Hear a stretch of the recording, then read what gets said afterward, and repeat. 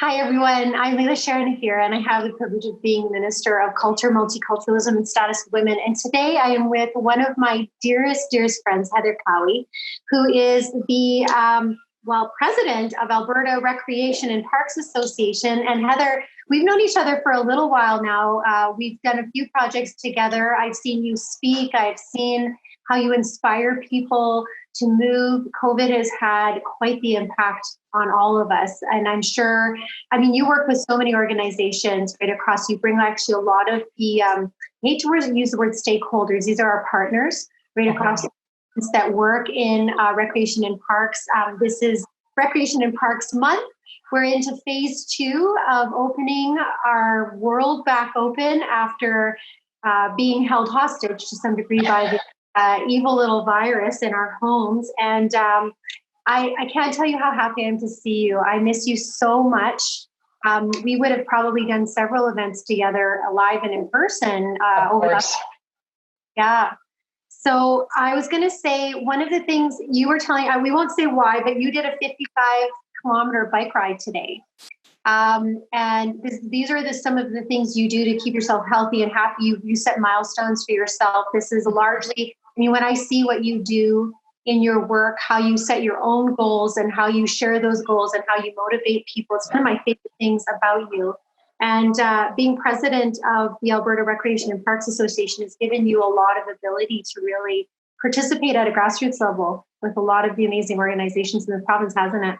It has. And I think COVID has been an opportunity, I think, for people to really explore family, really explore the outdoors. And it's June. And June is always Parks and Recreation Month for us in Alberta and across the country.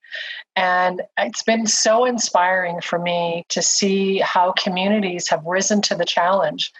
Never before in our history has Parks and Recreation and culture been not at the forefront of helping communities respond to disasters and pandemics. And so this has been so new for us.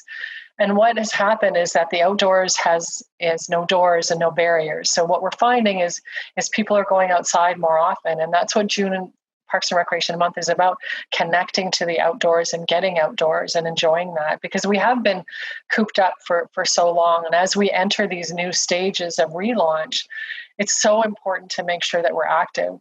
I saw a study this week that said 2.1% of kids in this country have actually achieved health benefits during COVID, have been active enough to accrue health benefits.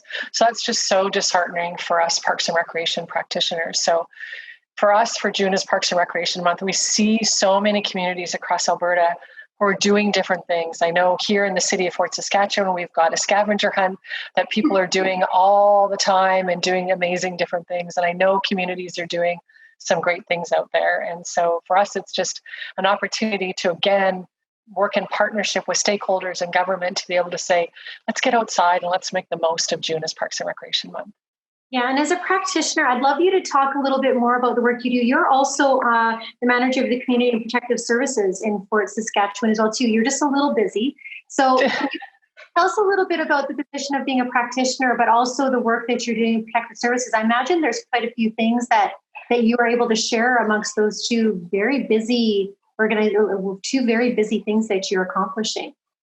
I did a video message to all members of the Alberta Recreation and Parks Association 2 weeks ago, I think, and talked about we can't do this work alone. It's hard. We've never done this before. We've never been down pathways. We've never closed facilities. We've never reopened facilities. And so it's super important that we're connecting. And we've offered that through the Alberta Recreation and Parks Association, is that if you don't know who to connect with in your community or in your geographic area, let us know. We can help you connect. And it's just been a privilege for me to connect with our Metro Edmonton region, as well as now Red Deer has joined us and Calgary has joined us, because together we're better. And when you know better, you do better. And that's sort of what we're doing, is how do we do this? And how do we make sure our customers are safe? And how do we make sure our staff are safe? And so it's just been, although it's been super hard and we've had to do a lot of things that we never thought we did, the opportunities that this has presented are helping us deliver better service, I think. Yeah, it's amazing. I mean, the crisis, we can't look away from the people that we've lost, the tremendous loss that has happened in this province, the fear It is really, and it's one thing to start off, staying home, stay safe, all of these things that we say, which is obviously important. But then that is part of our demeanor. And then to come walking away from that and coming into the world and trying to find safety and being able to live. I know we say this all the time, the new normal, but we're going to be living under the auspice of new normal for some time. I don't think COVID will ever completely leave us. So it's something that we're going to have to learn to live within and figure out how do we function. And I remember you said that was very profound when I first met you. You said how important nature is to children and spending a certain amount of time in nature. Can you talk a little bit about that just as we get kids back outdoors and how we can inspire them to go outside? Sure. So a lot of the work that we've done when I was with the city of Calgary and different organizations is that when kids go outside, they move more. They move 30% more. And that connection to nature is good for their guts and their inside. And it's good for them to get out and create and innovate and practice risk-taking skills, because when they're outside, they get that opportunity to do that. And I would rather kids do that when they're children as opposed to when they're 17 and going, should I get in that car or should I not get in that car? And so when you're outside, you get to practice your own risk and explore and create and innovate. And you do that on a playground, or you do that in the forest, or you do that in your natural area. And we are blessed with amazing, amazing play spaces and natural areas in this province. So there's great opportunities for kids to get outside, and they should. And I think what the parks director in Leduc said, outdoors was never closed, people. Come on, come join us. And that's the great thing. So.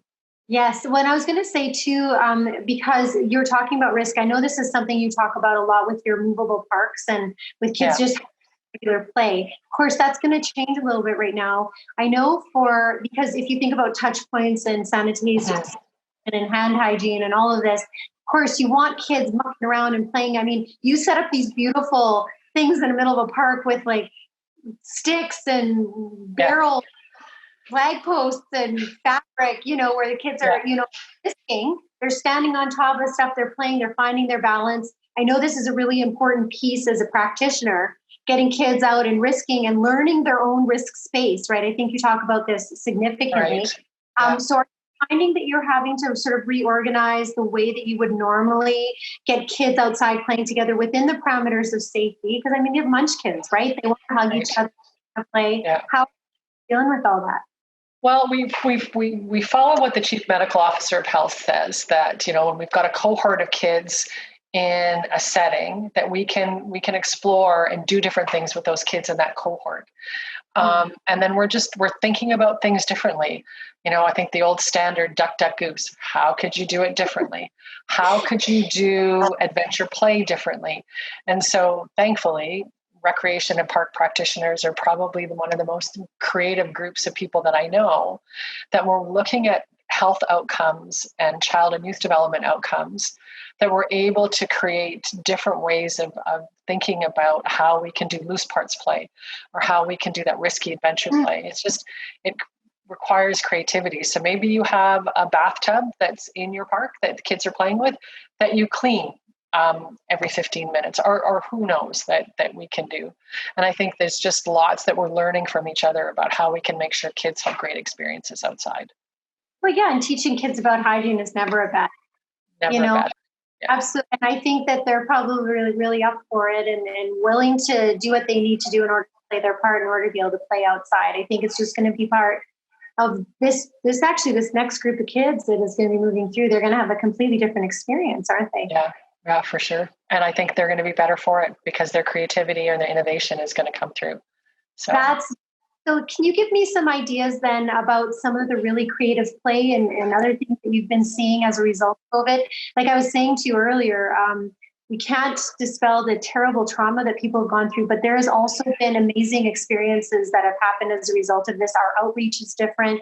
We're connecting with people differently. It might not be physical connection, but we've managed to find ways to really stay connected. Now that we're allowed to go back outside, what are some of the more innovative and wonderful things that you've been seeing, either through kids playing or through the practitioner side of things? Well, and I think, I'm outside quite a bit, whether I'm running or biking or walking, and I just see families outside, or I see families in their backyard. I see people physically distancing, having barbecues. I see parents supporting kids about how to be physically distant. And then you've got the cohort families that are connected together to make sure that kids maintain that connection. It's just been really interesting to see people in their backyards where you haven't seen that before. So it's we talk about Europe and how we love that Europeans walk everywhere and they do things. Mm-hmm. Well, we've got to be able, we've done that here, that we've actually taken advantage of the time to slow down and to connect with each other, and do things, whether it's indoors when it was cold, doing puzzles or doing games. And puzzles sold out, games sold out. You can't buy a stationary bike. You can't buy weights anymore because people are doing stuff at home or doing stuff in their community. And just the creativity that families are trying to do to have family barbecues or family games day, or just it's been amazing to be able to see all of that. Well, that's wonderful. Well, thank you so much. Thank you for being such a beautiful human and inspiration to all of us. Well, thank you as well. Thanks for your leadership. We really appreciate it. Really appreciate it. My pleasure. We'll talk to you soon. Take care.